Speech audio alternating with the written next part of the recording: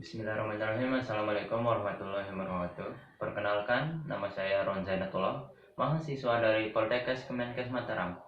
Saya mengambil jurusan Prodi D3 Keperawatan. Kali ini saya akan menjelaskan tentang nabza, yaitu singkatan dari narkotika, psikotropika, dan zat adiktif. Sebelumnya, saya akan mengasih tahu apa itu arti dari nabza. Nabza adalah bahan yang bila masuk ke dalam tubuh, terutama otak, dapat menyebabkan gangguan kesehatan fisik, psikis, dan fungsi sosial karena terjadi kebiasaan, ketagihan, serta ketergantungan. Beberapa jenis nabza. Narkotika golongan 2 memiliki daya aktif kuat tetapi bermanfaat untuk pengobatan dan penelitian, yaitu bezetidin dan betamethodoil. Jenis-jenis nabza narkotika golongan ketiga memiliki daya adiktif ringan bermanfaat untuk pengobatan, yaitu jenis-jenis nabza psikotropika golongan pertama, yaitu psikotropika dengan daya aktif yang sangat kuat. Belum diketahui manfaatnya untuk mengobatin dari, sedangkan diteliti khasiatnya, yaitu ekstasi, STV, dan LSD. Psikotropika jenis golongan yang kedua, yaitu daya adiktif kuat serta berguna untuk pengobatan dan penelitian, yaitu amfetamin, metafetamin, metaqualan. Psikotropika golongan yang ketiga, yaitu daya aktif sedangkan serta berguna untuk pengobatan dan penelitian. Contohnya Lumibal, buprenorfinal, pionitrazepam. Psikotropika golongan yang keempat, yaitu daya adiktif ringan. Contoh obatnya nitrazepam, domolid, momodan, dan diazepam. Jenis-jenis nabza bahan adiktif lain. Zat selain narkotika dan psikotropika yang dapat menimbulkan ketergantungan, yaitu contohnya rokok dan minuman keras seperti alkohol dan sebagainya.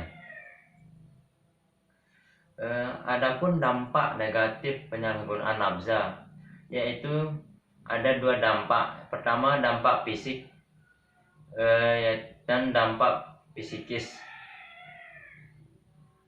Yang pertama itu dampak fisik. Dampak fisik yang pertama, gangguan pada sistem saraf neurologis seperti kejang-kejang, halusinasi, gangguan kesadaran, kerusakan saraf tepi. 2. Gangguan pada jantung dan pembuluh darah kardiovaskuler seperti infeksi akut otot jantung, gangguan peredaran darah.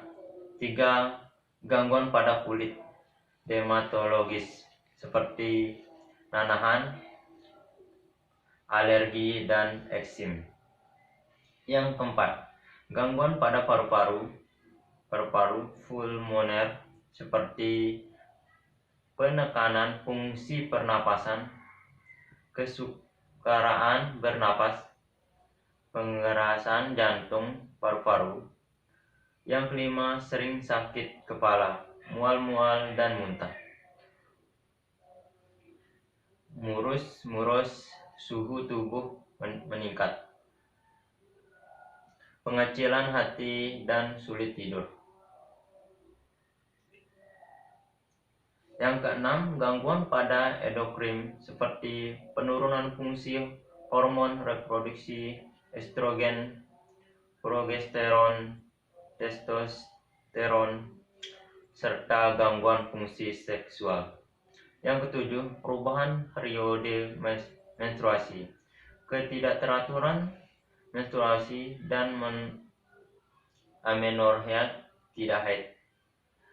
Yang kedelapan, bagian pengguna nafza melalui jarum suntik, khususnya pemakaian jarum suntik secara bergantian, risikonya adalah tertular penyakit hepatitis B, C, dan HIV yang hingga saat ini belum ada obatnya.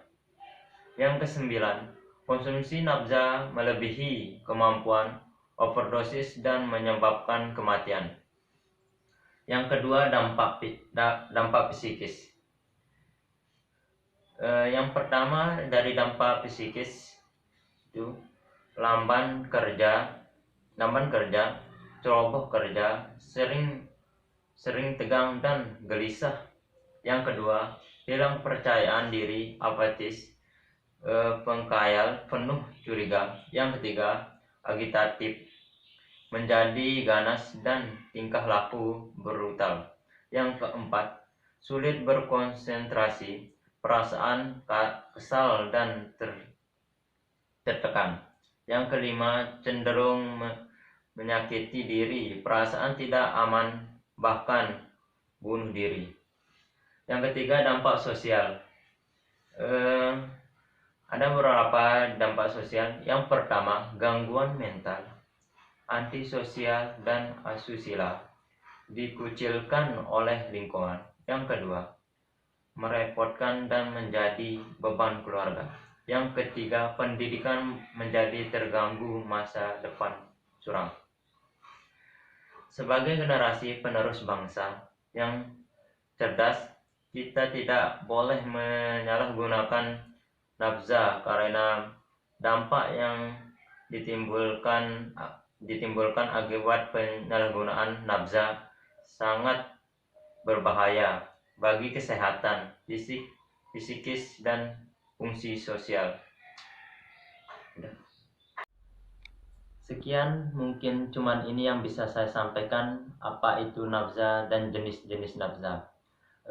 Moga video ini bermanfaat bagi orang banyak, dan sekian, terima kasih. Wabillahi taufiq wal hidayah. Assalamualaikum warahmatullahi wabarakatuh.